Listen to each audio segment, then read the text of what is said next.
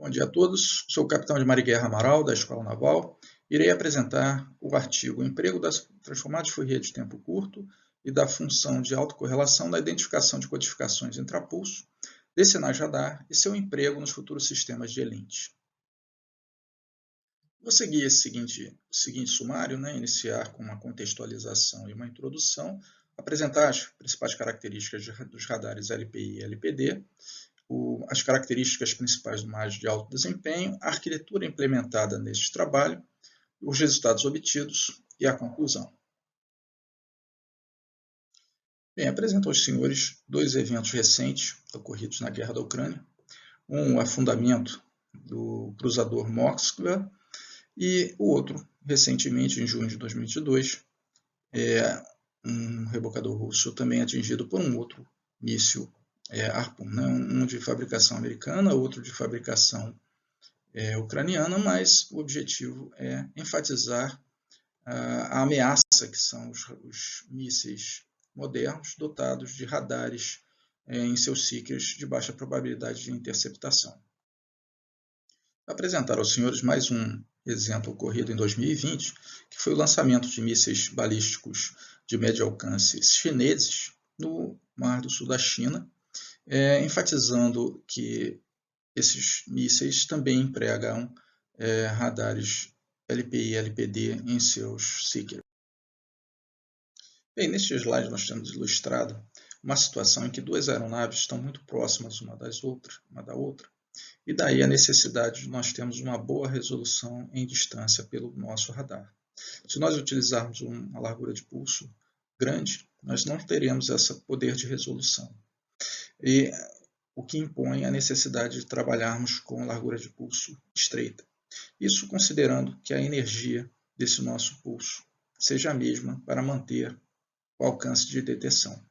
Bem, essa é uma realidade apenas devido à utilização de uma frequência fixa, ou seja, nos radares convencionais. Quando nós trabalhamos com modulações intrapulso complexas, é possível nós, por exemplo, nesse caso, com uma modulação Barker 13, ter efetivamente nesses 13 subpulsos, onde um subpulso desse vai ser responsável em manter a resolução em distância. Okay? Então, outras modulações são possíveis, como por exemplo a linear em frequência, mas o objetivo principal é transmitir com uma alta energia, mantendo uma potência de pico baixa, sem perder o poder de discriminação em distância.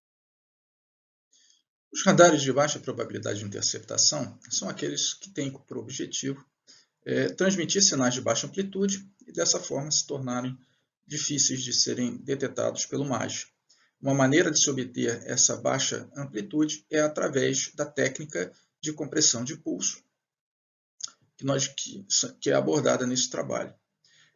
Os MAGEs convencionais eles estão interrelacionados com o limiar de detecção que é estabelecido acima do nível de ruído.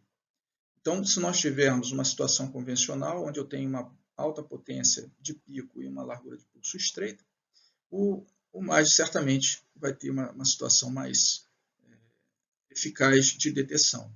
Se, entretanto, nós transmitimos uma potência de pico baixa até mesmo em relação ao nível de ruído, torna-se bastante difícil ao MAGE essa detecção, principalmente considerando apenas o domínio do tempo. Daí a necessidade de nós termos um equipamento MAGE de alto desempenho, incorporando hardware específico, como, por exemplo, o receptor digital. As técnicas de compressão de pulso, elas utilizam codificações complexas. Nós, nesse trabalho, estamos abordando duas delas, a codificação Barker e a codificação Frank. A diferença entre elas, uma é uma codificação binária, onde nós temos duas fases que são chaveadas, ou seja, nós temos 0 graus e 180 graus, dependendo da sequência do código Barker. No caso da codificação Frank, trata-se de uma codificação polifásica, bastante utilizada. A Barker é mais simples de ser implementada pelo radar e a Frank de uma complexidade maior. Aqui um exemplo de uma codificação Barker 13 e aqui a sua função de autocorrelação.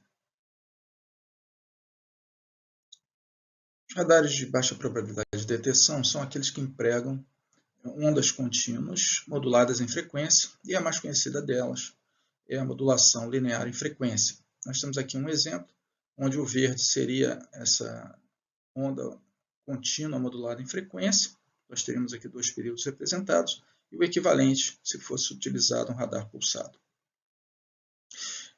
Aqui nós temos um exemplo usando o radar Pilot da década de 80, onde esse radar é capaz de detectar um alvo de 100 metros quadrados de seção reta radar a uma distância de 25 km. Se nós usarmos um equipamento MAGE convencional, esse sinal radar aqui só seria detectado pelo MAGE a 2,5 km.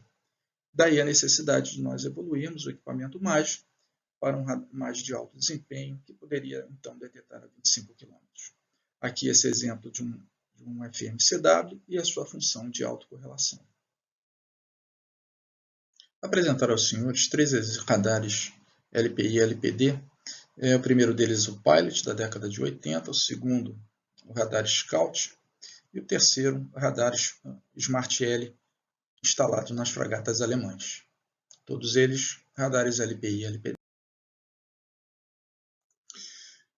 MAGE de alto desempenho, nós estamos denominando dessa maneira para distingui-los dos MAGEs convencionais. Então, seriam aqueles que são capazes de detectar de forma eficiente os radares LPD e LPI. Uma das soluções de arquitetura é incorporando um receptor digital.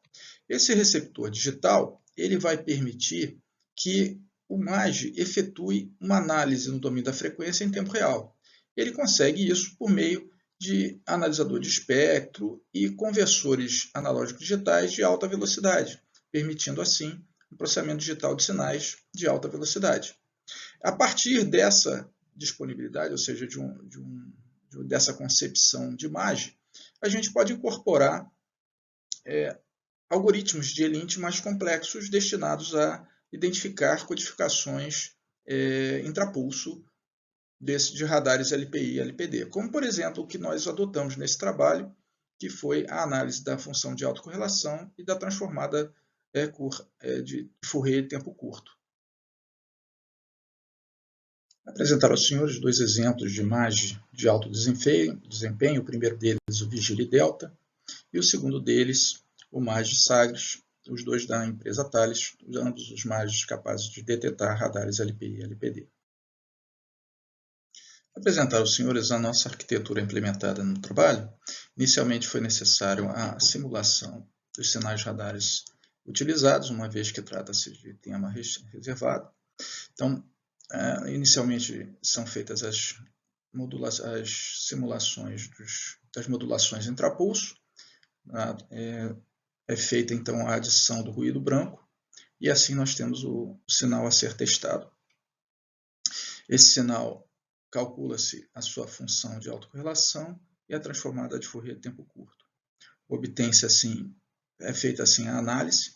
A partir da função de autocorrelação é possível a identificação dos comprimentos Bark e a partir da transformada de Fourier de tempo curto obtém-se o espectrograma e assim é possível identificar se o sinal é sem codificação, se ele possui uma codificação linear de frequência ou possui a codificação Barker. Codificação Barker máxima de 13, podendo ter então uma compressão de pulso no máximo de 13. As codificações que foram simuladas da codificação Frank, que é uma codificação polifásica, nós utilizamos comprimento 1664. Além disso, foi feita também a simulação do sinal linear em frequência. Nós implementamos uma interface gráfica para facilitar a análise dessas variações de sinal de entrada e vamos apresentar então os resultados. Apresentar os gráficos utilizados na análise do nosso trabalho. Inicialmente nós temos a visualização do pulso radar, do sinal radar no domínio do tempo. Em seguida nós temos a função de autocorrelação respectiva, a transformada Fourier de tempo curto e o espectrograma que é obtido a partir de um plano horizontal da transformada de Fourier de tempo curto. Nesse caso aqui nós podemos perceber que trata-se de um radar, uma modulação linear em frequência. Neste slide são apresentados os resultados obtidos com a transformada de Fourier de tempo curto, ou seja, a partir da transformada de Fourier de tempo curto, obtém-se o espectrograma respectivo e a análise é feita em cima da imagem criada. Nesse caso aqui, nós percebemos que temos uma frequência fixa ao longo do tempo, portanto, demonstrando que trata-se de um sinal sem modulação intrapulso. Aqui, no caso, nós temos uma modulação linear em frequência e aqui a imagem obtida com a codificação Barker. A partir da análise da função de autocorrelação, é possível identificar a codificação Barker, bem como seu comprimento. No caso aqui, nós percebemos pela contagem de lóbulos adjacentes ao lóbulo central, 3 lóbulos adjacentes à direita, 3 à esquerda e 1 central, nós sabemos que trata-se da Barker 7. Aqui no caso, 5 à direita, 5 à esquerda, 5 à direita, nós percebemos que trata-se de um Barker 11 e a última imagem trata-se de uma Barker 13. Neste trabalho, foi possível também avaliarmos a robustez do algoritmo em ambientes com baixa relação sinal-ruído. Então, aqui no caso, nós temos um sinal com uma determinada largura de pulso, onde eu tenho um ruído aditivo aqui, dando uma relação de sinal-ruído de 10 dB.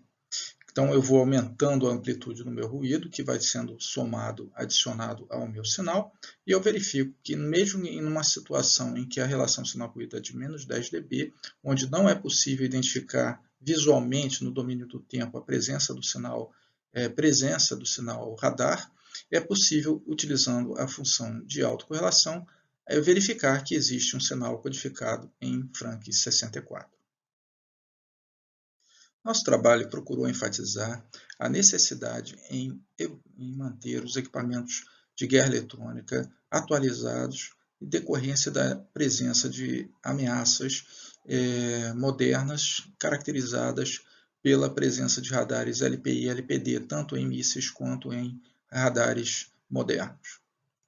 Esses equipamentos mais devem estar equipados de receptor digital capazes de fazer uma análise no domínio da frequência em tempo real, dessa maneira possibilitando o emprego de algoritmos sofisticados, tais como os algoritmos empregados nesse trabalho, ou seja, a transformada de Fourier tempo curto e a função de autocorrelação. Os resultados foram apresentados e demonstraram de serem eficientes e passíveis de serem empregados nos futuros equipamentos de imagem em desenvolvimento pela Marinha. Muito obrigado.